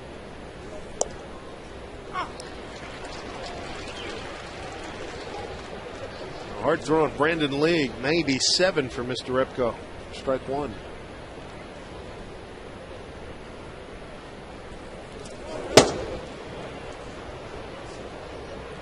It's quite an adjustment as a hitter blow down in the order here. These right-handers go from Luke French throwing, 86, 87 from a heater and a lot of change-ups to a Brandon League throwing 97, 98 up there. It's quite an adjustment in the box for these hitters. Well, it is, and also his delivery kind of slings it at you as a right-handed hitter. Difficult to pick the ball up off of him. You go from a comfortable AB to a not so comfortable at that very quickly. 1-2 here to Repko. Twins run on 3 hits today.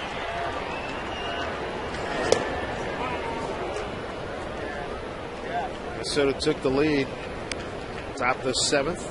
Michael Kadire homering on a 3-0 pitch. Brandon League, how about his second half? 17 games, 0.42 ERA. 3-0. 2-2. And Adam couldn't hold on. A piece of him. Lance Barksdale out there walking the ball out to Brandon League and giving Adam a little bit of a break. He'll dust off home plate here.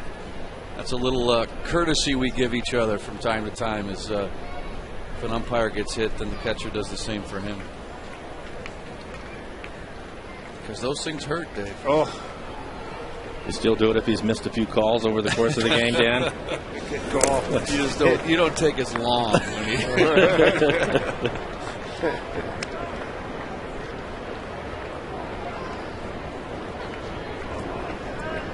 League's like very reminiscent of what Felix pitches in that he's got tremendous movement on the ball, and as Mike was pointing out, this guy's coming against a right-hander. He's coming out of the dugout.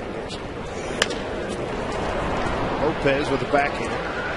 Strong throw for the second out. 2 outs here in the Minnesota 8th inning. Ride and save on Sound Transit's Sounder Train. For more information on schedules and routes, visit soundtransit.org. Final time the Mariners see the Twins this season. It's a good ball club that leads the American League Central by 4.5 over the White Sox. White Sox lose 2-1 in Chicago to the Yankees today.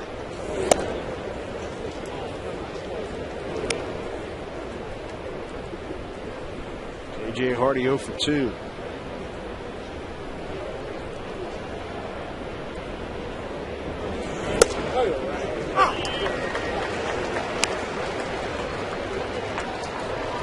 Really hard sinker in there right now. Below, just like you say, that slinging action and just getting that nasty dive to that 97. Back up the middle, base hit. 2-out base runner for Minnesota. And it looks like they're going to get a pinch hitter, and my guess would be Joe Mauer. Butera goes back into the dugout. Mauer's 1 for 1 against Brandon League. Denard Span, leadoff hitter, and here he comes. Two-time batting champion and MVP, Joe Mauer.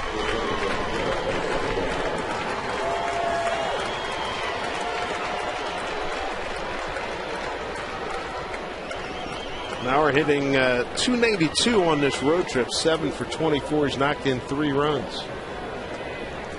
0 for 4 yesterday. Yeah, we just saw Adam go out and talk to Brandon. Is it a matter of just going over a scouting report, or you know what you want to do in this situation of the game? Absolutely. I mean, here's a situation where you got an MVP, a couple of batting titles under his belt, and you want to make sure when you go out there to talk to Brandon, you guys know where you want to pitch him, what you want to do. You've got a hole open over there on the right side, and so it's just a matter of kind of regrouping and reviewing what the scouting report with Mauer is. And to make things more difficult, now they have a pinch runner, Casillo, going for Hardy. He can really fly. One more thing for you to think about. Yeah, and you got the left-handed hitting Mauer, and again, that's a tough play for a catcher. So there's a lot of things cooking now. 0-1. Casillo 4 out of 5 in base stealing, fast runner. You got Mauer, 328 hitter with 8 homers and 69 runs batted in.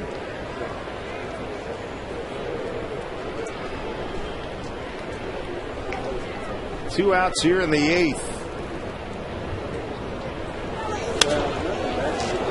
I'll tell you what, though, Blow, as a base runner, you got to be darn certain you're going to make that stolen base at second base, because if you get thrown out to end the inning with Joe Mauer standing in the box, it's going to be a tough walk back to the dugout.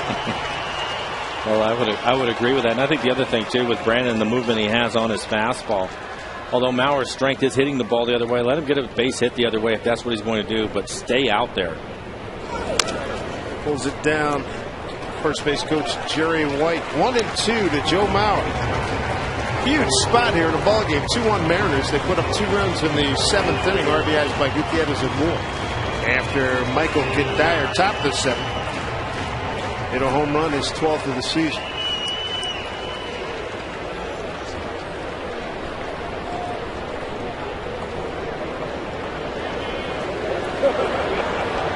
Two to Mauer. Casillo takes off. Throw by Adam Moore. Casillo's in there with a stolen base, his 5th.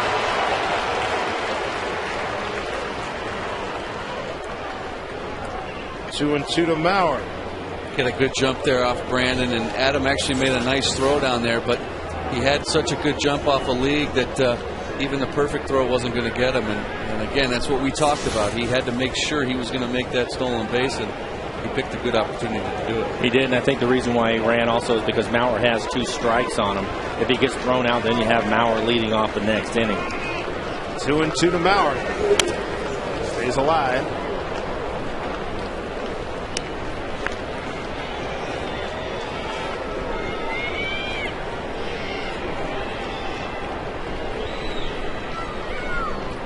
Tying run at second. One of the best hitters in baseball, Joe Mauer. Brandon League set. 2-2, 2 outs. Runner at second. Hit down to Figgins. Takes a knee. Throws to Kutchman. Twins are done in the top of the 8th in a big spot. Nicely done by Brandon League, Sean Figgins, and the Mariners, who lead 2-1.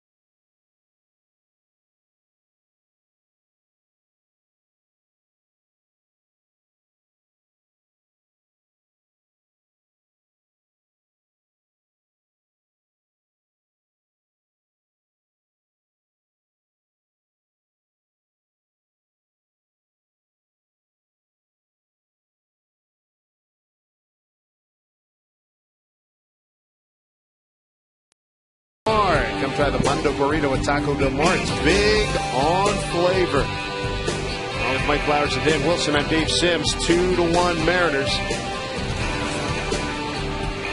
New catcher Joe Mauer, who pinch hit in the 8th, he'll stay on. And the shortstop Casilla taking over for J.J. Hardy. Pinch ran for him. Few more runs couldn't hurt.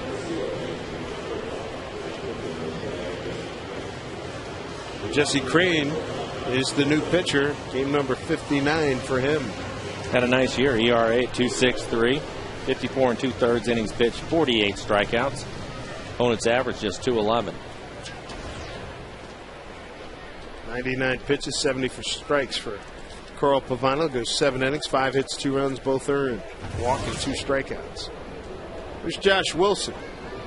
0 for 2.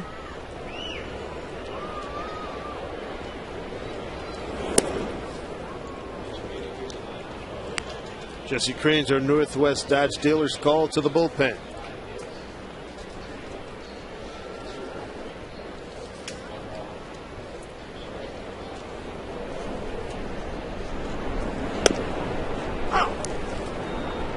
One to Josh Wilson, 1-1. Josh 0 for 1 against Jesse Crane.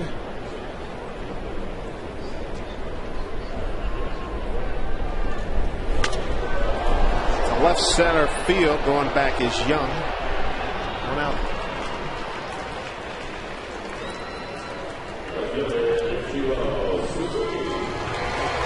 One down here in the 8th. Time now for a Jack in the Box in-game box score. And for the Mariners, 5 hits on the day. Goody with a multi-hit ball game. Ichiro looking for his first hit. A couple of ground outs and a flyout.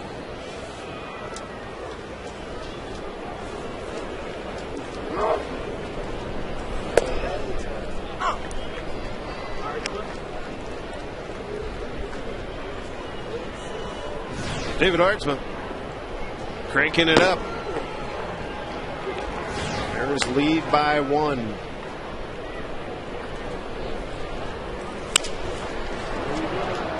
Ichiro, an 0 for 4 day, 2 down.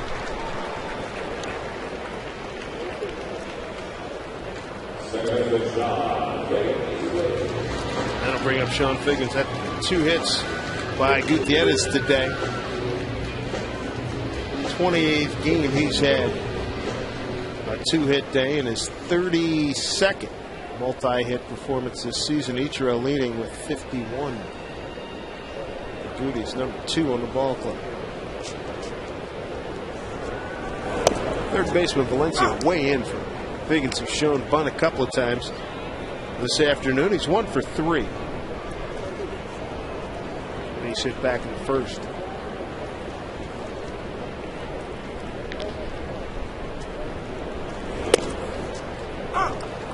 Day before the game, in talking to our video guru Carl Hamilton, and when I was down there, Franklin was all by himself by one of those video screens and looking at some things that he had in mind, probably about his swing or at bats from yesterday's ball game. And you know, it's always good when a guy's in there and trying to improve and trying to get better, and he comes out there that game and he's got some results to show for it. Yeah, it's been a good day for Goody.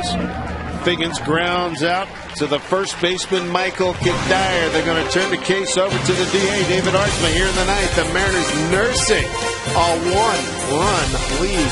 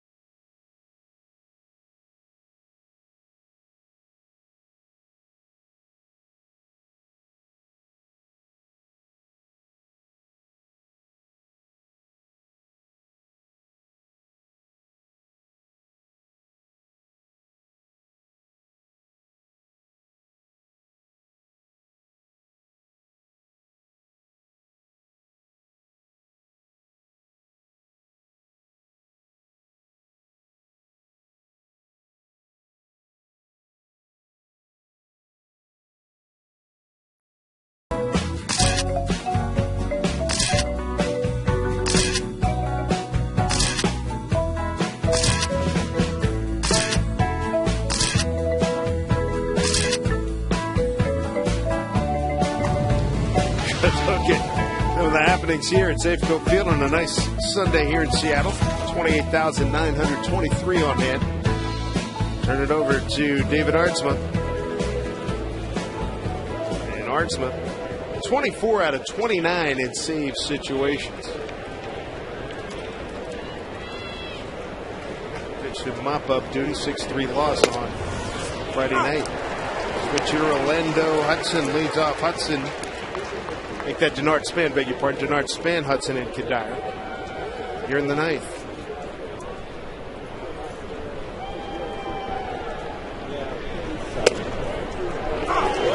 Good start for Arch. Couple strikes. Get ahead of Denard Span.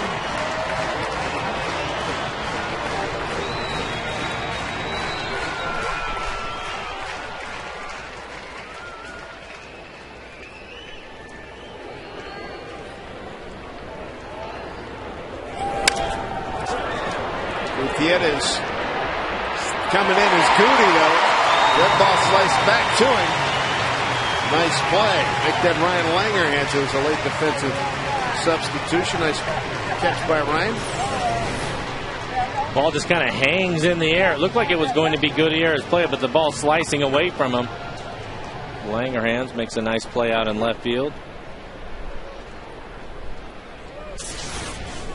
First out. Here's another tough out here. And switch hitter Orlando Hudson.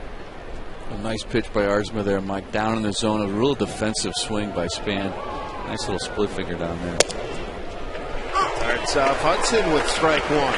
That's something that David has done a lot more as of late. Mixing in his split a little bit more along with this fastball. The results have been pretty good for him because of that. And sharply base hit. Hudson's aboard with one out. That brings up Michael Kadire. See Kochman shaded over towards the line, take the double away here late in the game, and because of that, the ball ends up getting through on the right side. So Tolbert's going to run. Matt Tolbert. Hudson with an ankle issue yesterday.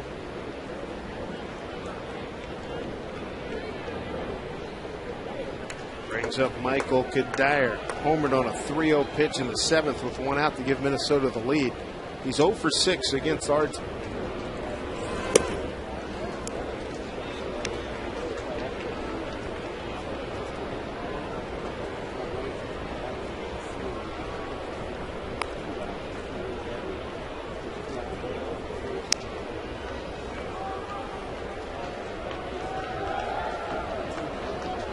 Well, as we saw last inning, Mike, the Twins always a team that sort of take the game to you and do the little things here and there to get the offense rolling.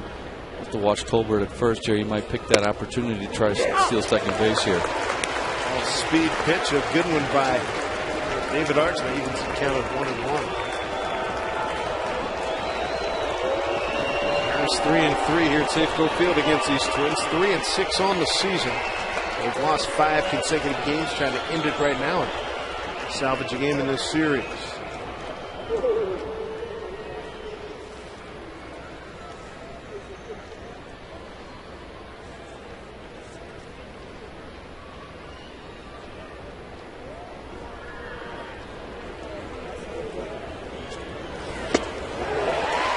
Big pitch.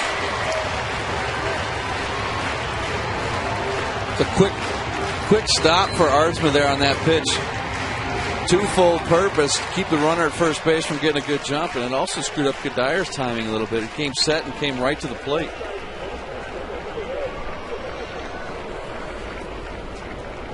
Ball and 2 strikes.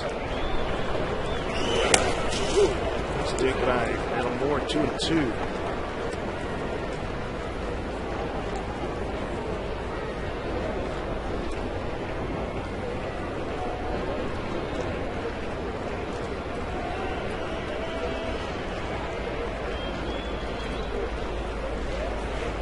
Aardsma's ready. 2-2 to Kadire, man at first. Time granted.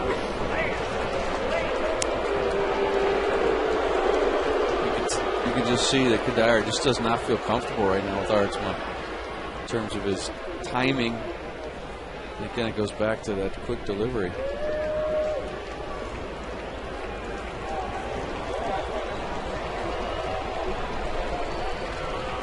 Here we go, 2-2.